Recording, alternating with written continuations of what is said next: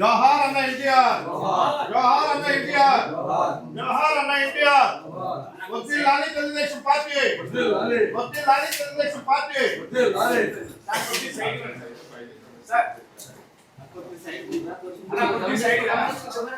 Telugu Desam party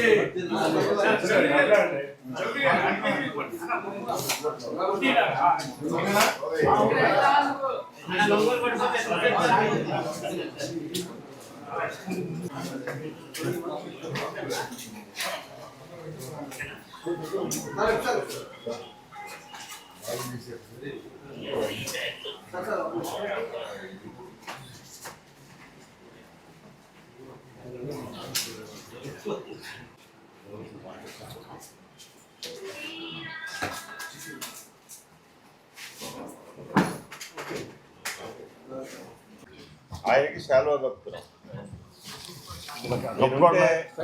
మరి అటు స్పోర్ట్స్లో కానీ ఇంకా ఇతర అభివృద్ధిలో కానీ ఆయన ముందుండి ఈ యొక్క జిల్లాని ముందుకు తీసుకెళ్తున్నందుకు మా తరఫున ఆయనకి, అలాగే కూటమి ప్రభుత్వం తరఫున, మా తరఫున, అందరి తరఫు పార్టీ తరఫున ఆయనకి ధన్యవాదాలు.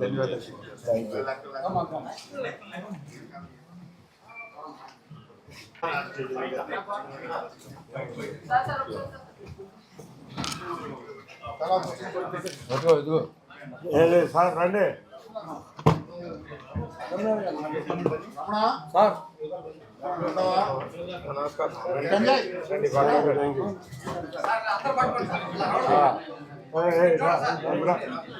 సంజయ్ రాముడికి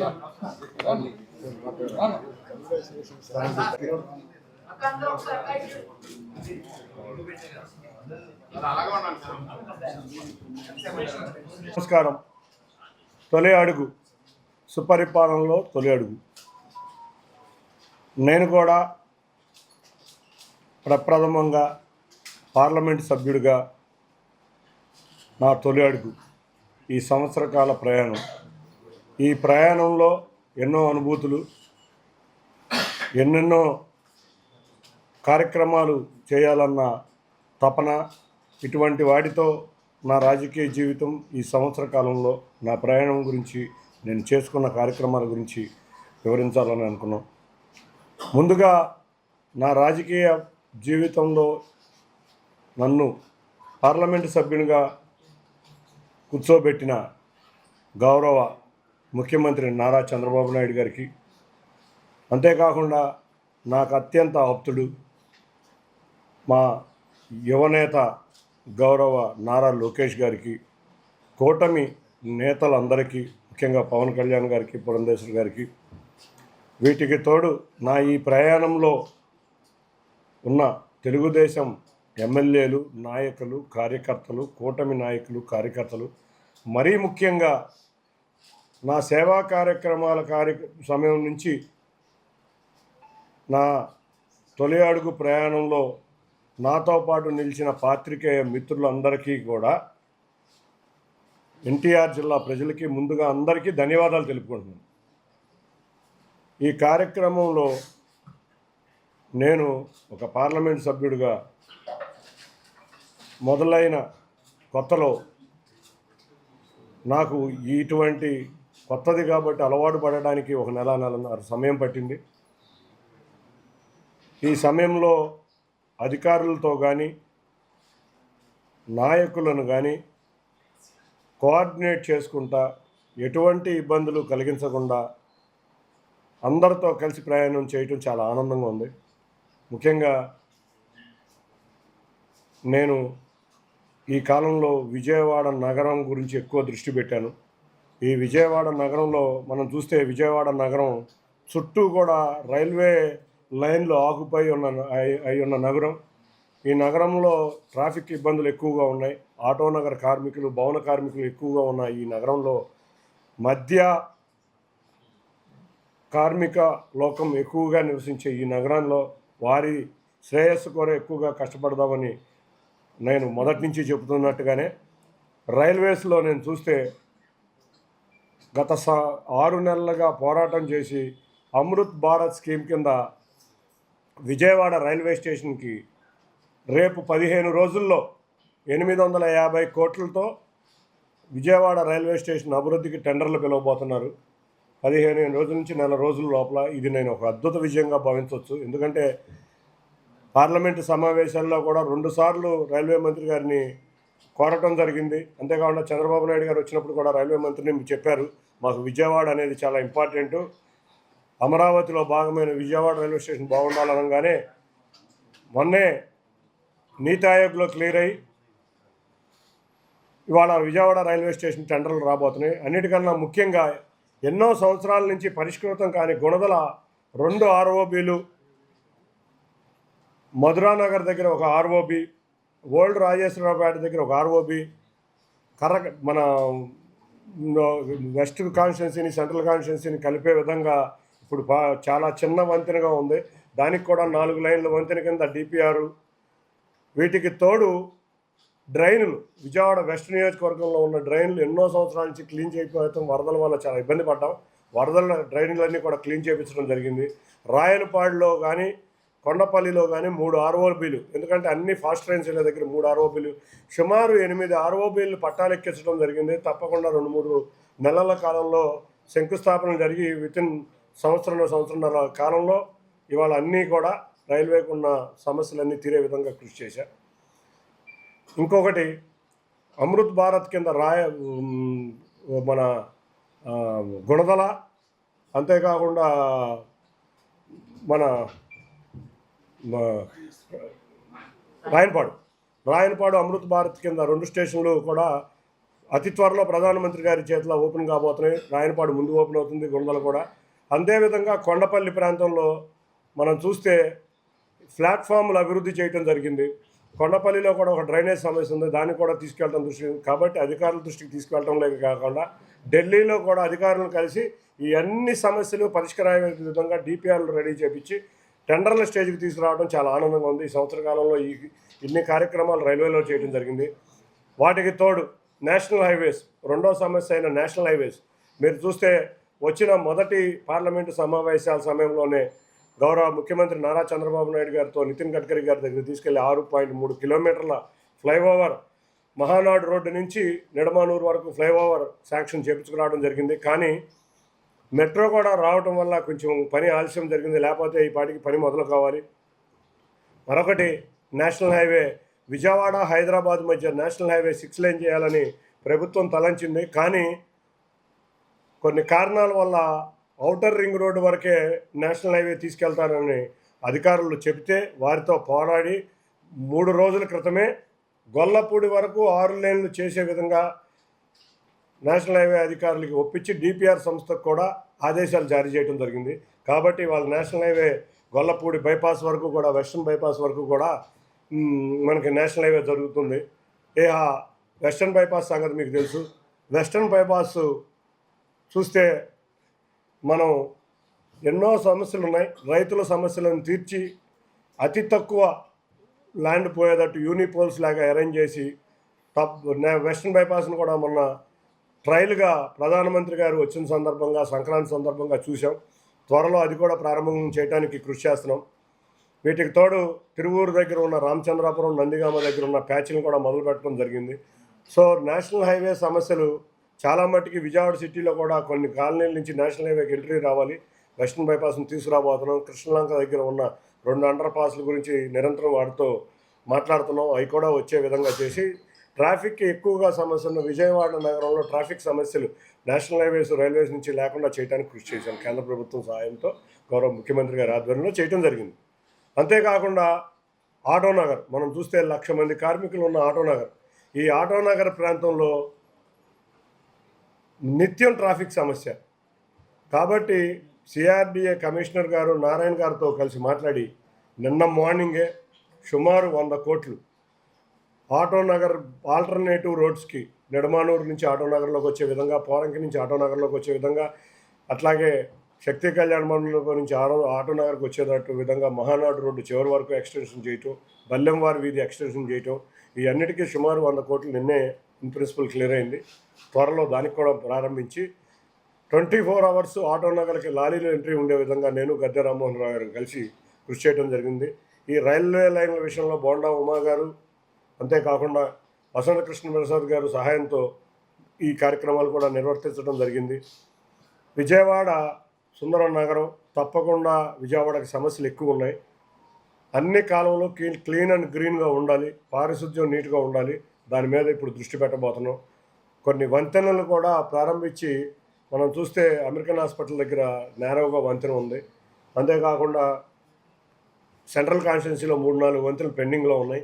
ఈ 3-4 వంతులు వచ్చే సంవత్సర కాలంలో తయారు చేసి వాటిని కూడా కాలనీ ఎక్కడైతే కాలువ ప్రాంతాలు ఉన్నాయో అక్కడ పార్కులు వచ్చి అక్కడ ఉన్న కాలనీ వాసులు సాయంత్రం సమయంలో కానీ ఉదయం సమయంలో కానీ వాకింగ్ చేసుకునే విధంగా, ఎందుకంటే ఇంత బిజీ నగరంలో పార్కులు లేవు, కాలువ గట్లు ప్రాంతాలన్నీ వాకింగ్ చేసే విధంగా నేను మా ఎమ్మెల్యేలు అందరూ కలిసి కృషి చేయబోతున్నాం. విజయవాడ పశ్చిమ నియోజకవర్గంలో సుజనా చౌదరి గారు నేను కలిసి విజయవాడ పశ్చిమ నియోజకవర్గంలో మనం చూస్తే కనకదుర్గ గుడి, విజయవాడ అంటేనే గుర్తుకొచ్చే కనకదుర్గ గుడి. ఈ కనకదుర్గ గుడి ఆలయంలో మాస్టర్ ప్లాన్ గురించి పనిచేస్తున్నాం. ఈ మాస్టర్ ప్లాన్లో భాగంగా నిన్న కూడా ఒక మీటింగ్ అయింది. 28వ తారీఖు జరిగే మీటింగ్లో ఫైనల్ మీటింగు కాబోతుంది. ఎందుకంటే విజయవాడ నగరానికి ట్రాఫిక్ బ్లాక్ అవుతున్న ఆలయంకి వచ్చే భక్తులకి వెయిటింగ్ హాల్స్ కావాలి. ఎందుకంటే భక్తులు పొద్దున్న నుంచి కూడా వినాయకుడి గుడి దగ్గర నుంచి అటు భవానీపురం నుంచి లైన్లో నుంచోవాల్సి వస్తుంది. తిరుమల తిరుపతి దేవస్థానంలో ఏ విధంగా పార్కింగ్ హాల్స్ ఉన్నాయో అదేవిధంగా కూర్చుని ఉండేటట్టు క్యూ లైన్లు కూడా ఎలివేటెడ్ క్యూ లైన్లు, వీటికి తోడు car parking, 2 wheeler parking 11 floors వచ్చేటట్టు, కేశఖండన కూడా ఇదివరకు ప్రాంతం ఇరిగేషన్ ప్రాంతంలో ఉండేది, ఆ ప్రాంతంలో పునరుద్ధరించే విధంగా ఇటువంటి కనకదుర్గ గుడి అమ్మవారికి వచ్చే 40 సంవత్సరాలకి భక్తుల తాకిడిని తట్టుకునే విధంగా, ఎందుకంటే మనం చూస్తే అమ్మవారి గుడికి 7 నెలలో మినిమం 50,000 మంది భక్తులు వస్తున్నారు. కాబట్టి వచ్చే 20-25 సంవత్సరాల భక్తులకి ఎటువంటి అసౌకర్యం కలగకుండా ఏర్పాట్లు చేయటం జరుగుతుంది.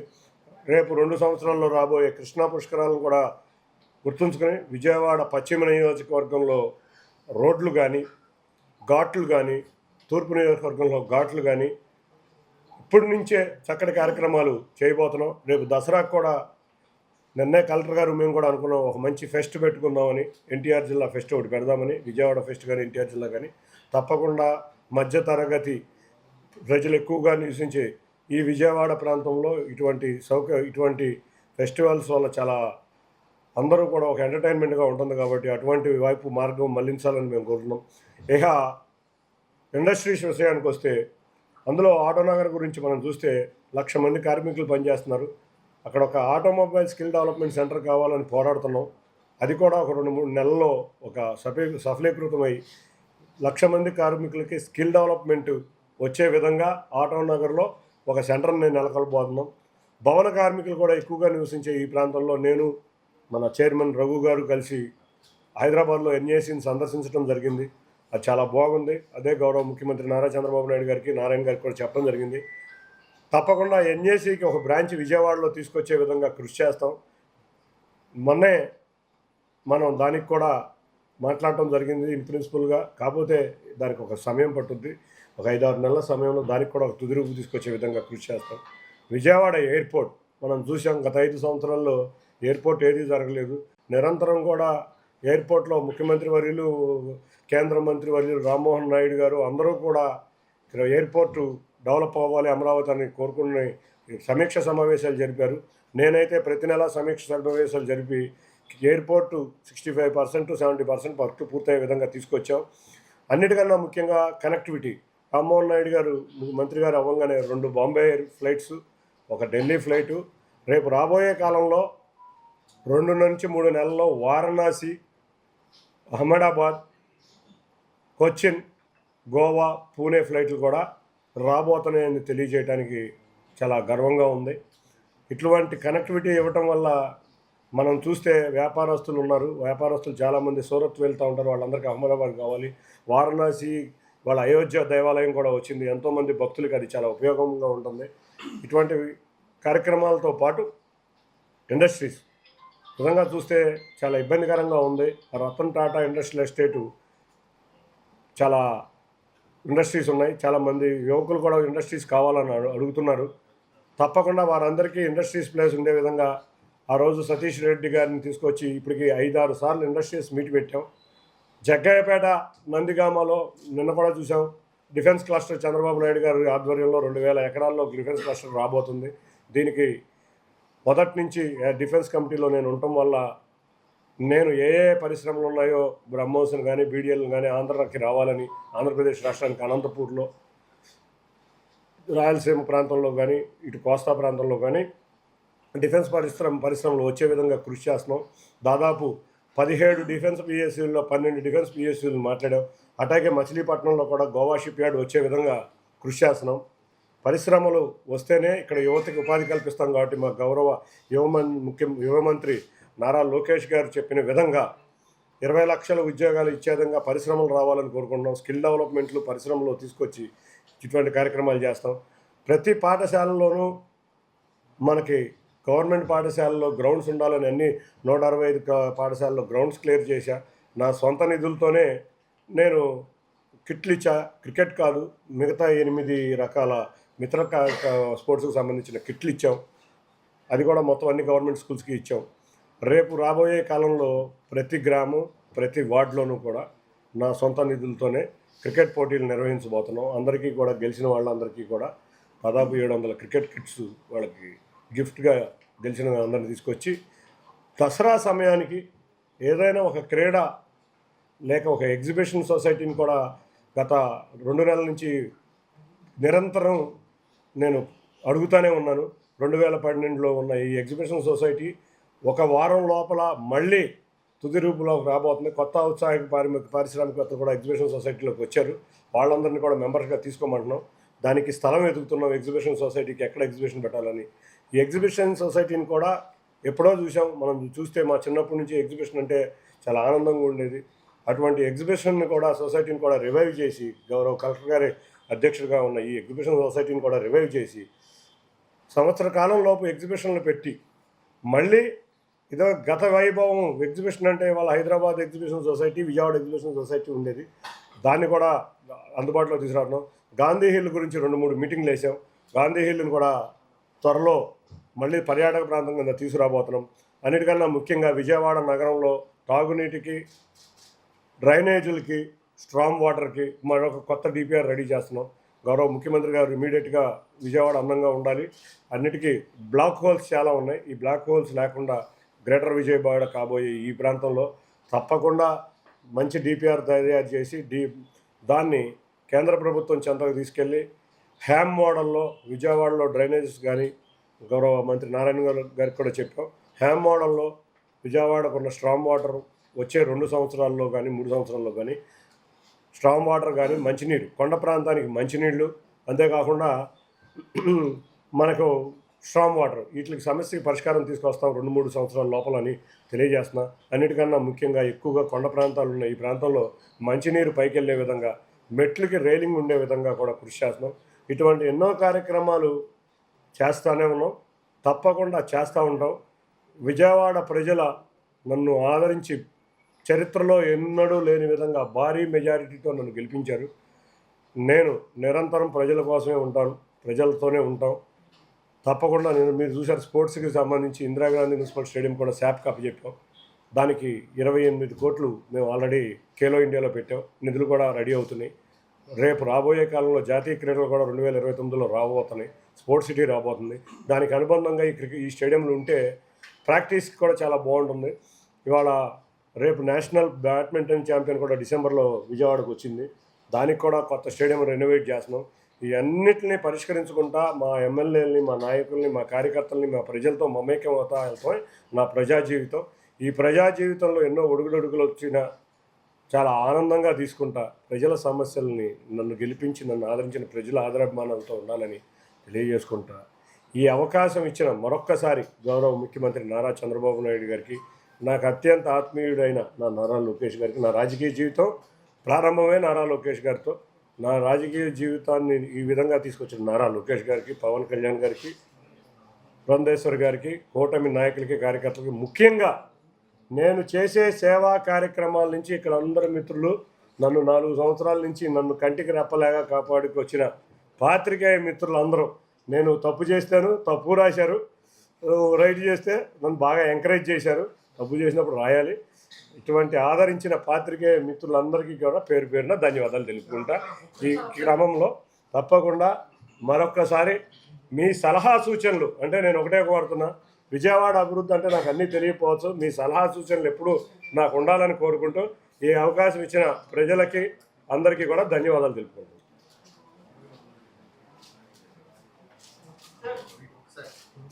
Yeah.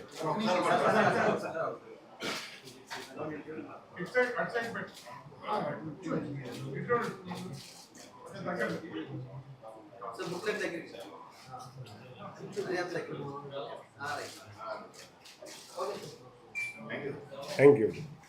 నేను క్వశ్చన్స్ లేవుగా? క్వశ్చన్స్ ఏమైనా ఉన్నాయా? అసలు ఇన్నేళ్లలో ఎంతమంది ఎంపీలు